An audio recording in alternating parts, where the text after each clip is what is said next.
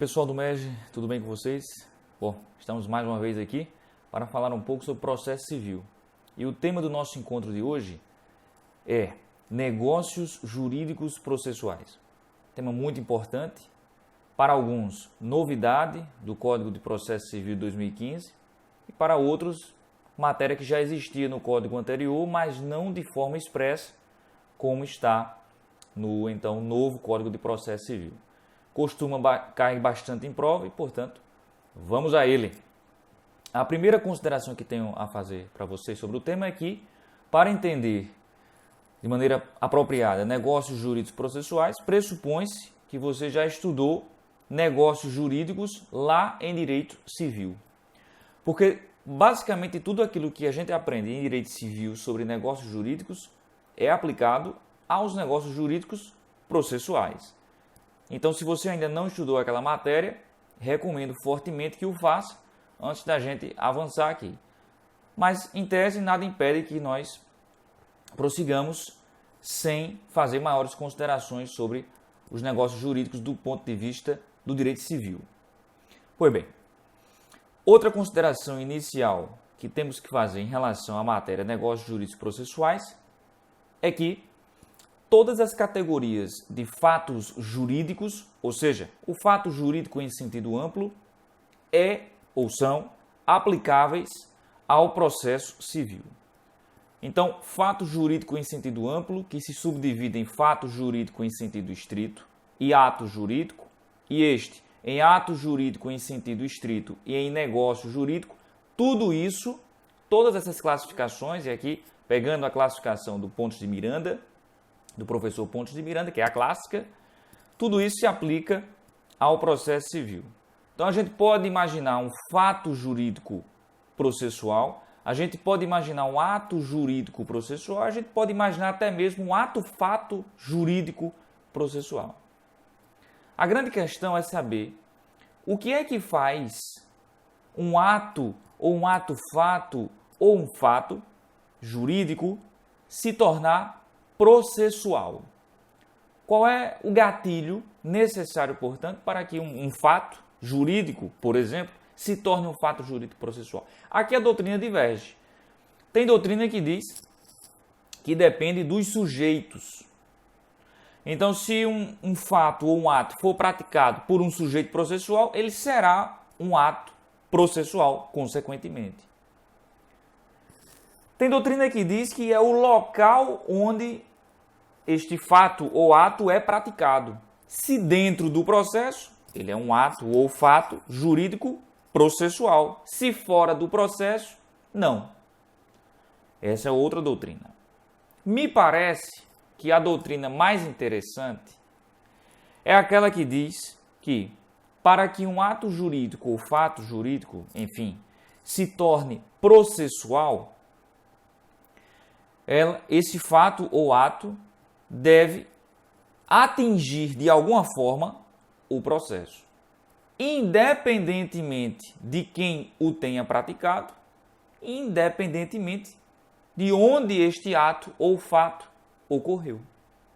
Se atingir de alguma forma o processo, então ele terá como característica ser um ato ou fato, ou ato-fato jurídico processual.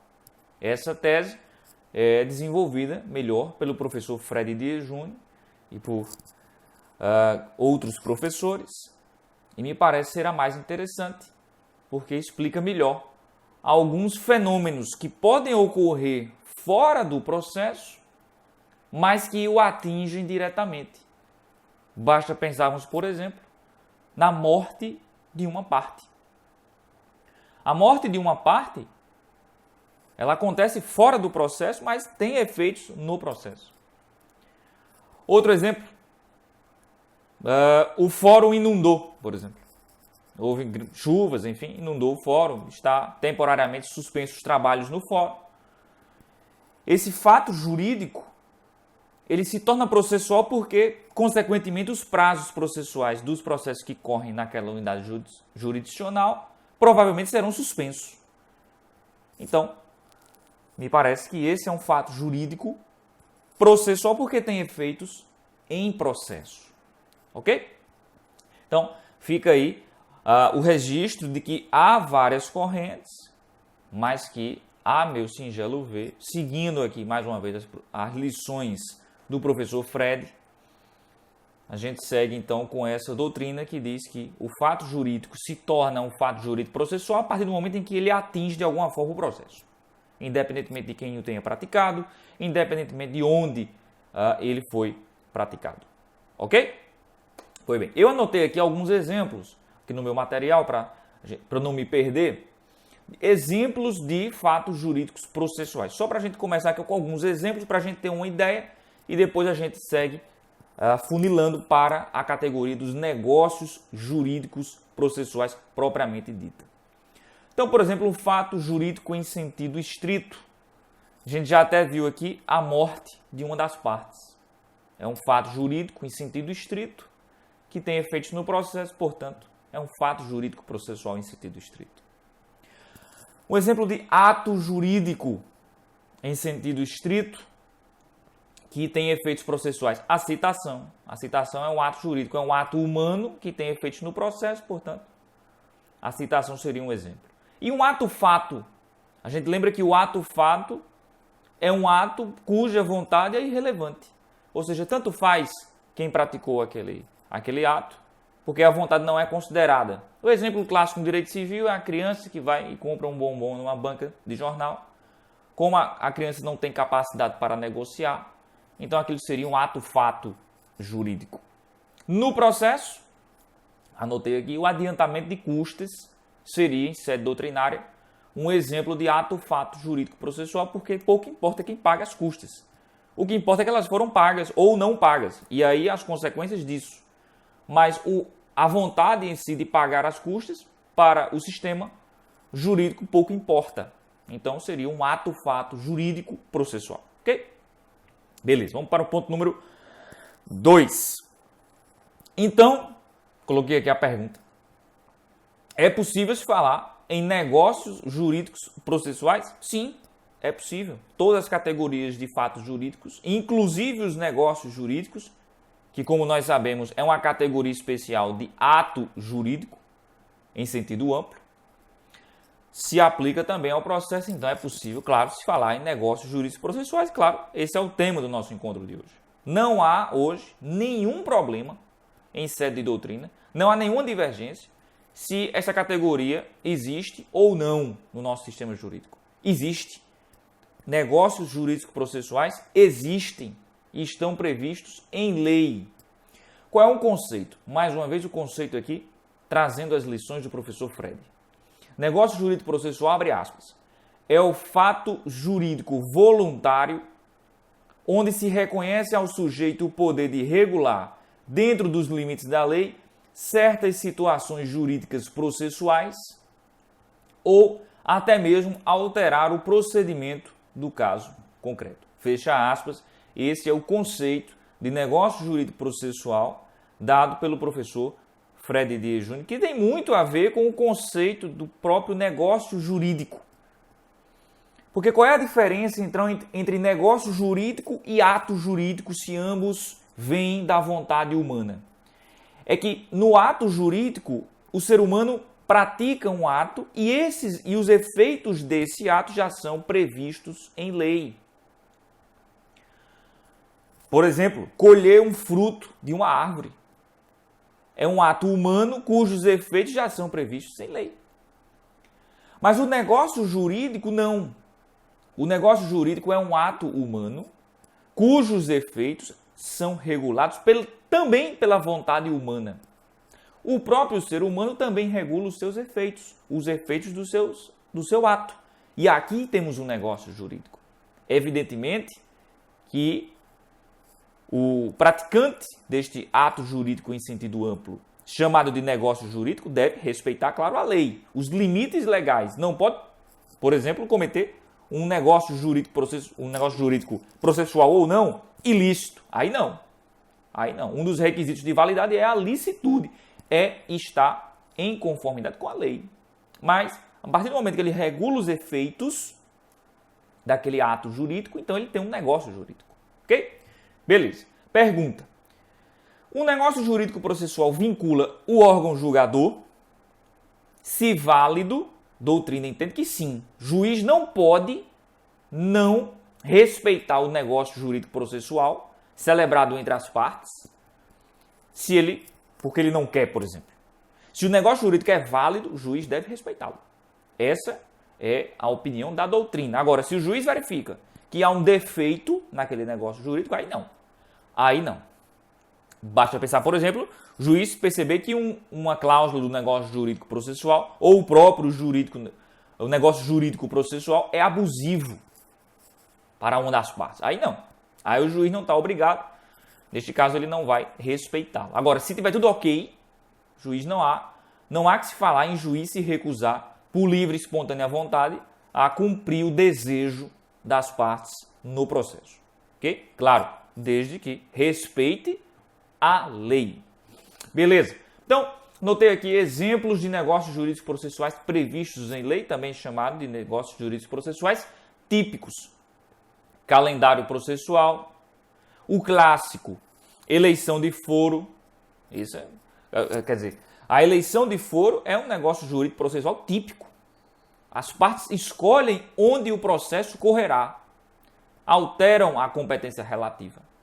Isso é um negócio jurídico processual. Então, como eu disse, calendário processual, renúncia ao prazo, por exemplo, adiamento da data da audiência por convenção das partes. Tudo isso são negócios jurídicos processuais celebrados entre as partes que estão previstos expressamente no Código de Processo Civil, portanto, são negócios típicos.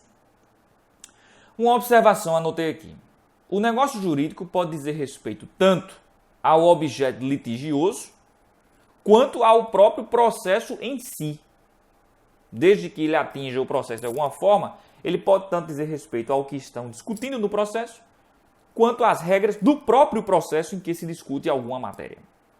Tranquilo? Nada impede, então, o negócio jurídico processual atingir essas duas categorias. Ponto número 3, pergunta. É possível se falar, então, em negócios jurídicos processuais atípicos que não estão previstos expressamente no Código de Processo Civil? Sim, é possível. Não há nenhum problema nesse ponto, porque o artigo 190 do Código de Processo Civil assim o prevê. Vamos lê-lo. Artigo 190. Versando o processo sobre direitos que admitem a autocomposição, é lícito às partes plenamente capazes estipular mudanças no procedimento para afastá-lo às especificidades da causa e convencionar sobre os seus ônus, poderes, faculdades e deveres processuais antes ou durante o processo. Então veja que o artigo 190 é importantíssimo, importantíssimo. Esse aí vai cair certeza, certeza, certeza. Ele estabelece uma verdadeira cláusula geral de negociação processual. A partir deste artigo, infere-se que as partes são livres para negociar como bem entendam, desde que sejam partes capazes e que o negócio seja lícito. Aí, meu amigo, os exemplos são infinitos. As partes vão negociar do jeito que quiserem, desde que respeitem a lei.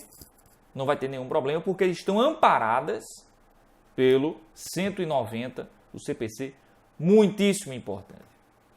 Ponto número 4, então. Então é possível se falar em negócio jurídico processual unilateral, bilateral, plurilateral, expresso, tácito. Tudo isso é possível se falar? Sim, tudo isso. Já que o 190 é uma cláusula geral que permite negócios jurídicos processuais atípicos, todas essas categorias, em tese, são possíveis de acontecer. É possível se falar, então, em negócio jurídico processual de todas essas categorias. Eu anotei aqui alguns exemplos extraídos da doutrina, mais uma vez, do professor Fred Dias Júnior. Negócio jurídico unilateral, um exemplo. Renúncia ao prazo. Tranquilo. Né? A parte renuncia ao prazo recursal, por exemplo, é um negócio jurídico unilateral. Negócio jurídico bilateral, eleição de foro. Clássico, né? As partes acordam que o processo seguirá na vara tal, por exemplo, na unidade tal, enfim, no foro da cidade tal. E aí não há qualquer problema nesse ponto, porque estamos aqui tratando de competência relativa. Evidentemente que as partes não podem negociar sobre competência absoluta, porque aí feriria a lei. Ok? Negócio jurídico plurilateral, perdão. Esse aqui é um pouco polêmico, porque tem gente que entende que o juiz não faz parte do negócio jurídico processual nunca. Para a doutrina que entende que sim, que é possível se falar em órgão jurisdicional participando do negócio jurídico processual, aqui seria um exemplo interessante que seria o calendário processual, que deve passar pelo crivo do juiz para valer ou não.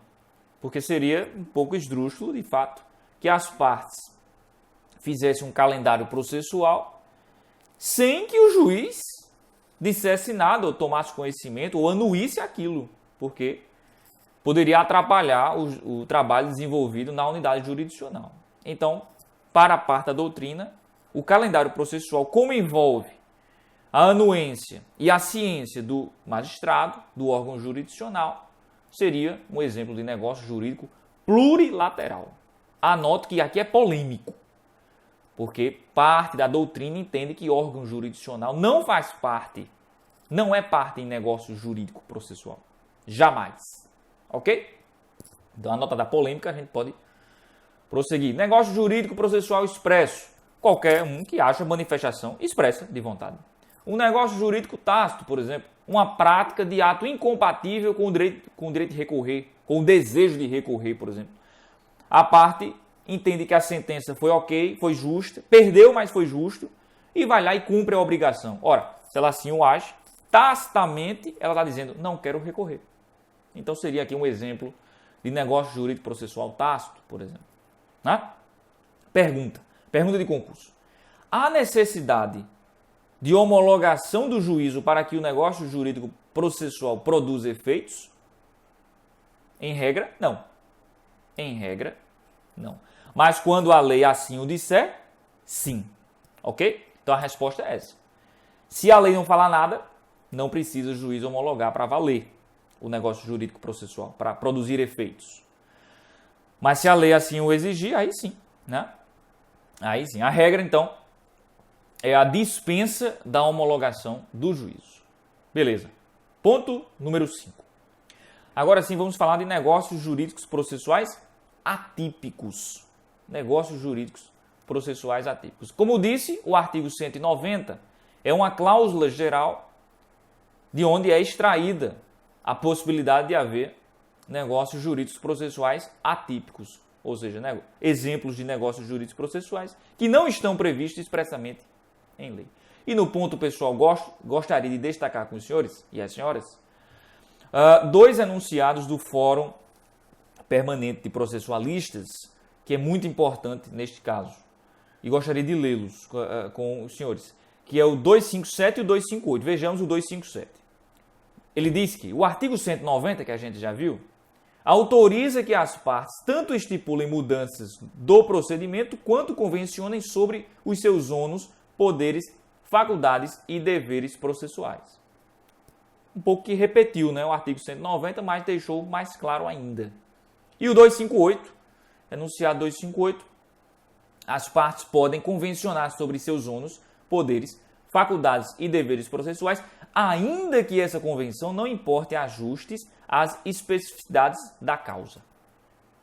Então, trata-se, a meu ver, de um conceptário do princípio da adaptabilidade do processo. As partes podem adaptar o processo da maneira que entenderem mais interessantes, desde que não firam a lei. É o que está dizendo aqui, então, a meu sentir, o enunciado 258 do Fórum de Processualistas. Então, anotei aqui alguns exemplos.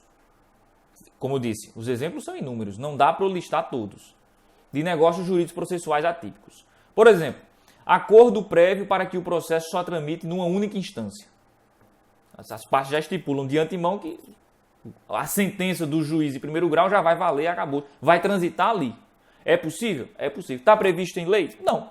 Não está previsto, mas se as partes podem renunciar ao prazo recursal, na hora que é lhe concedido o prazo, ora, por que não renunciá-lo antes?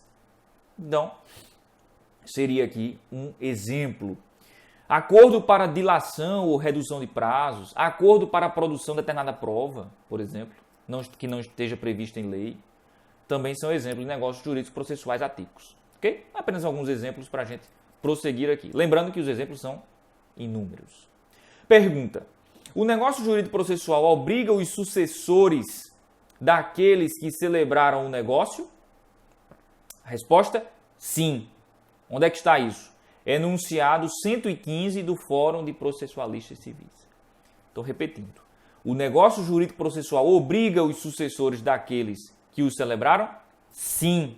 E isso está no enunciado 115 do Fórum de Processualistas, então um entendimento doutrinário nesse sentido. Ponto número 7, mais uma pergunta. Em que momento podem ser celebrados os negócios jurídicos processuais? Ora, o próprio 190 já diz: antes e durante o processo. Segundo a lei, segundo o Código de Processo Civil, os negócios jurídicos processuais podem ser celebrados antes e durante o processo. Alguma doutrina entende que não seria impossível falar em negócios jurídicos processuais celebrados após o término do processo. Como exemplo, seria um acordo entre as partes em não respeitar a coisa julgada. Bom, seria um exemplo. Mas, como disse, é polêmico porque a lei fala em antes e durante o processo. Numa prova objetiva, portanto, marcaria sem medo antes e durante o processo. Numa prova subjetiva, poderia acrescentar que alguma doutrina entende que seria possível a celebração de negócios jurídicos processuais após o processo. Foi bem.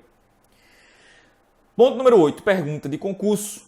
Suponha que num negócio jurídico haja uma convenção processual. Decretada a nulidade desse negócio jurídico, também será nula a convenção processual? Essa é a pergunta. Então, suponha que num negócio jurídico, em sentido estrito, e aqui um negócio jurídico que aparentemente não tem nada a ver com o processo. Mas lá naquele negócio jurídico tem várias cláusulas, as partes, várias cláusulas. E, sei lá, no final tem a eleição de foro. Num contrato, por exemplo, num contrato de aluguel, por exemplo. Esse seria um exemplo. Lá no final tem da eleição do foro. Aí as partes, em caso de divergência, vão litigar no foro da cidade e tal. Se esse contrato for decretado nulo por alguma razão, essa convenção processual também será nula? A resposta é não. Curiosamente, a resposta é não. E onde é que está isso? Enunciado 409 do Fórum de Processualistas Civis. Ele diz que a convenção processual possui validade independente da validade do negócio jurídico em que estiver inserido. Isso está lá no enunciado, repito, 409 do Fórum de Processualistas. Essa é interessante porque a tendência da gente talvez seja pensar que sim, né? Se o negócio jurídico é nulo, então o que tiver dentro também é nulo. Mas nesse caso aqui, não. Nesse caso aqui, não. A validade, portanto, é independente. Ok? E quais são os requisitos, então, de validade do negócio jurídico processual? Ora, os mesmos de qualquer negócio jurídico. Parte capaz, objeto lícito e forma prescrita ou não defesa em lei. Tranquilo? Os mesmos requisitos de qualquer negócio jurídico são os mesmos requisitos de validade de negócios jurídicos processuais. No entanto, agora vamos falar um pouco sobre esses requisitos de maneira específica, porque há um ponto muito curioso aqui, especialmente na capacidade. Ou seja, para celebrar negócios jurídicos, as partes têm que ser capazes. Tudo bem, a gente sabe disso. E para celebrar negócios jurídicos processuais, as partes também têm que ter capacidade? Sim. As partes também têm que ter capacidade. Tem que ter capacidade processual. Agora, essa capacidade processual para celebrar negócios jurídicos, ela tem um plus, tem um quê a mais. E é a capacidade processual negocial. Não basta, portanto, para celebrar negócios jurídicos processuais que a parte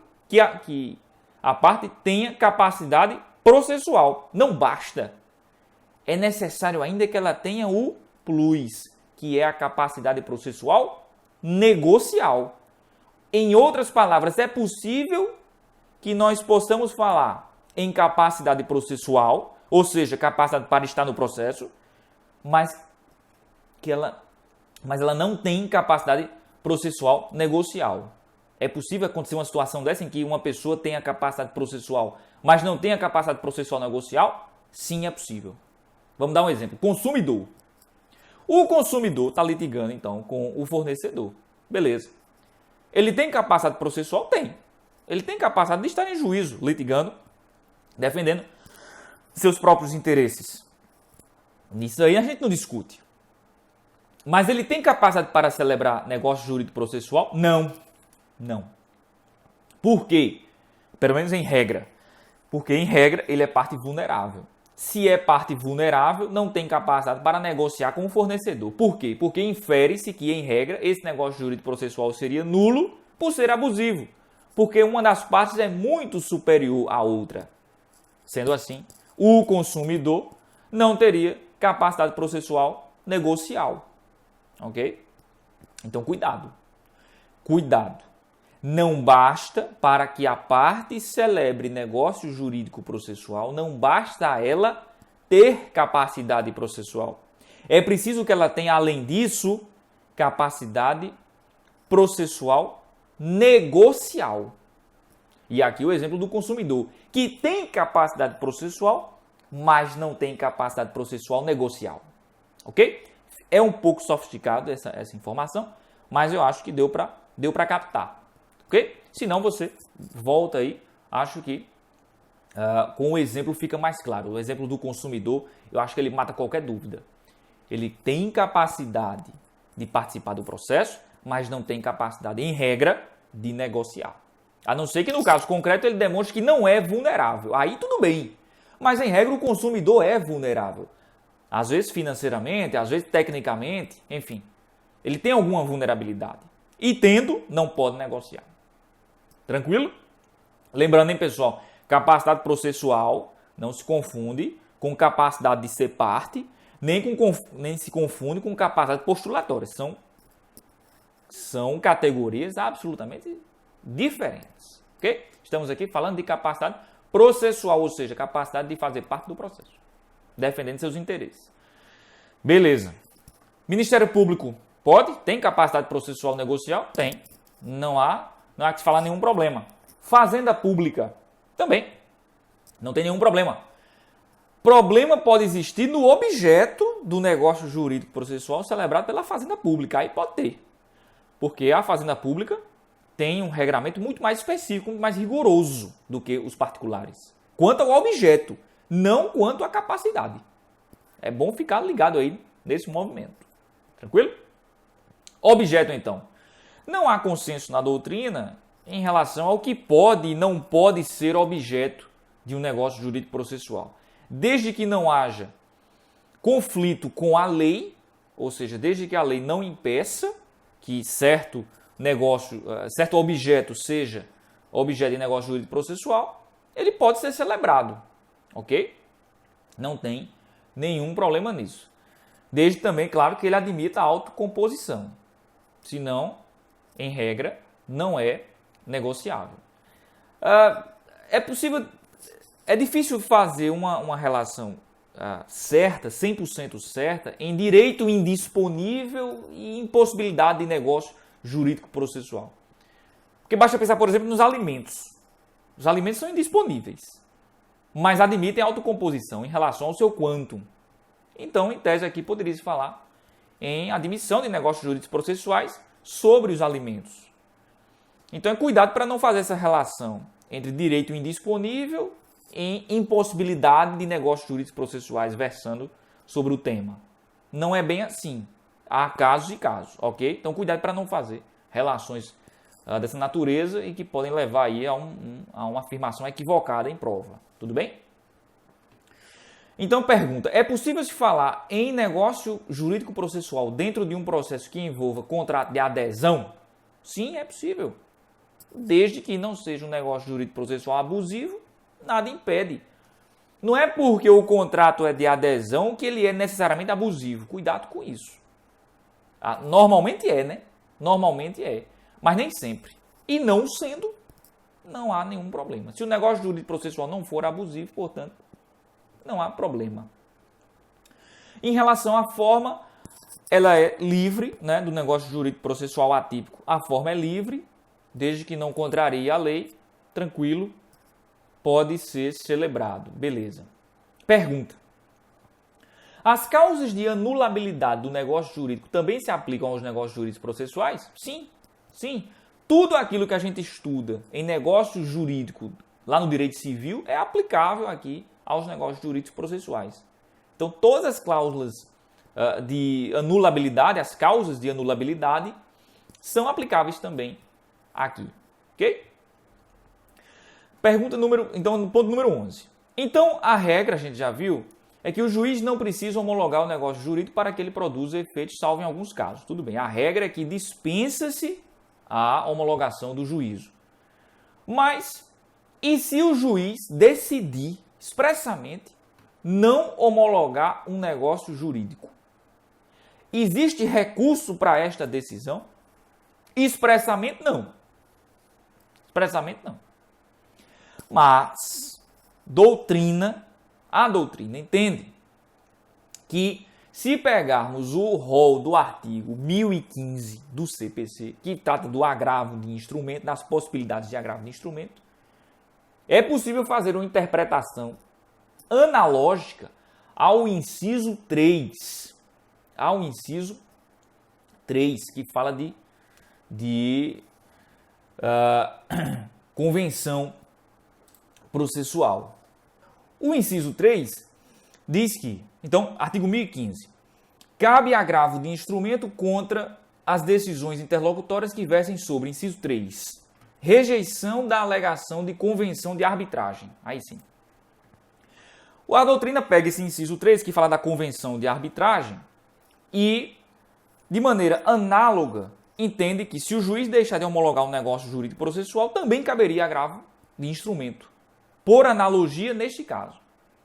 Me parece que é possível, notadamente quando o STJ recentemente disse que esse rol tem uma taxatividade mitigada. E aqui, aspas, né? Expressão usada pelo STJ. Que o rol do artigo 1015 tem uma taxatividade mitigada. Com todo respeito, é curioso. É como dizer gelo quente. Me parece contraditório essa afirmação. Ora, se é taxativo, é taxativo. Se não é, não é. Parece óbvio, mas dizer que a taxatividade é mitigada, a meu ver, significa dizer que não é taxativo e ponto final. Ou seja, admite interpretação extensiva, admite interpretação analógica, etc. Então, com base nesse precedente, me parece ser possível, por agravo de instrumento, atacar a decisão do juiz que decide por não homologar o negócio jurídico processual. Okay? Então, para encerrar, algumas perguntas rápidas. A gente já vai aqui em 34 minutos, a aula seria de 30, mas para a gente tentar fechar aqui o assunto, algumas perguntas rápidas, e aqui vou para você anotando as respostas. É possível se falar em aplicação da teoria da onerosidade excessiva em negócios jurídicos processuais? Sim, é possível. Ou seja, aqueles que têm execução diferida, é possível se falar em teoria da onerosidade excessiva. É possível que tenhamos uma situação fática em que aquela cláusula do negócio jurídico não mais pode ser respeitada porque agora está muito difícil para uma das partes, por circunstâncias alheias à sua vontade, por exemplo. Então, é possível se falar tudo aquilo que a gente aprende em teoria da onerosidade excessiva do Código Civil, é possível se falar, então, aqui, é possível aplicar, perdão, no negócio jurídico processual. Mais uma pergunta, uma situação interessante. Suponha que houve inadimplemento de uma das partes quanto à sua obrigação negocial. O juiz pode conhecer de ofício tal inadimplemento? Resposta, não. O juiz deve ser provocado pela parte que foi atingida pelo inadimplemento da outra, para assim reconhecer e aplicar, se for o caso, eventual punição prevista no negócio jurídico. Ok? Se a parte que foi prejudicada não falar nada, na primeira oportunidade que é possível que deva falar, então subentende que tacitamente ela aceitou aquele inadimplemento, então houve uma revogação do negócio jurídico, pelo menos naquela parte que houve inadimplemento, de maneira tácita. A parte aceitou, toca o barco e acabou-se. Juiz não pode se meter de ofício neste caso. Ok? Mais uma pergunta. Para forçar a parte a cumprir sua parte no acordo, faz-se necessário ajuizar uma outra ação? Resposta: não. Basta apenas uma petição simples no próprio bojo do processo em que foi celebrado o negócio jurídico. Não há necessidade de protocolar uma nova ação para fazer cumprir o que foi decidido, determinado, enfim, acordado no negócio jurídico processual que diz respeito a um processo tal. Neste processo em que está rolando esse negócio jurídico processual, uma simples petição já basta. Ok? E aqui pergunta, admite-se negócio jurídico processual que digam respeito a processos indeterminados? Sim, é possível, sim. E aqui estamos no enunciado 255 do Fórum de Processualistas, que diz, abre aspas, é admissível a celebração de convenção processual coletiva.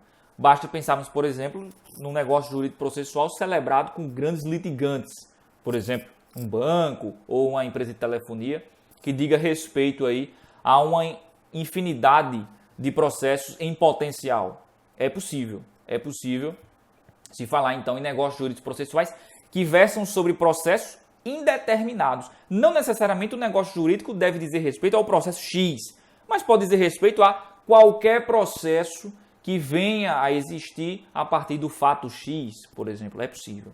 Okay? E finalmente, última pergunta. Negócio jurídico celebrado antes do CPC 2015 produz efeitos após a entrada em vigor do novo Código de Processo Civil? Resposta, sim, tranquilo. Para a doutrina que já admitia a celebração de negócios jurídicos processuais antes do novo Código de Processo Civil, resposta, sim, tranquilo, não tem nem o que discutir. E mesmo para aqueles que só passaram a admitir a existência de negócios jurídicos processuais após o novo Código de Processo Civil, também a resposta é sim, isso está no enunciado 493 do Fórum Permanente de Processualistas Civis. Agora sim, então fechamos 38 minutos. Gente, eram essas as informações que tinha hoje sobre negócios jurídicos processuais. Espero que tenha sido de alguma utilidade mais uma vez. Espero que tenha sido razoavelmente claro na explicação, para que você possa ter entendido da melhor maneira possível. Desejo mais uma vez que tenham ótimos estudos, que persistam, sigam em frente, que vai dar certo, se Deus quiser. Então até o próximo encontro. Um forte abraço. Fiquem com Deus.